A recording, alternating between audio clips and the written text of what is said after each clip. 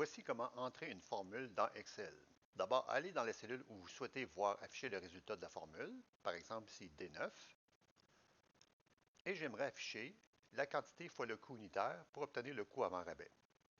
Lorsque vous tapez une formule, toujours commencez par égal. Ensuite, vous pouvez rentrer l'adresse que vous souhaitez utiliser. Ici, c'est le 2, alors B9. Je peux taper B9. Mon adresse devient bleue et la cellule devient bleue. On voit la correspondance. Multiplier. Et je pourrais taper C9. Sauf cette fois-ci, au lieu de taper l'adresse, je vais utiliser la technique de pointage. Je clique directement sur C9 et ça l'inscrit pour moi. Alors, la cellule est rouge et l'adresse est rouge. On voit la correspondance. Et je fais Enter. Ensuite, je vais copier la formule dans les autres cellules en dessous. Je clique sur la cellule avec le petit carré vert en bas à droite. J'attends que le plus s'affiche.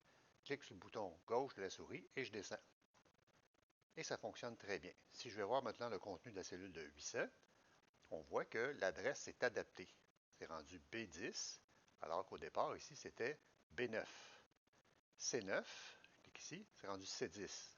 Alors, en copiant des lignes comme ça, évidemment, les numéros de ligne s'adaptent dans la formule.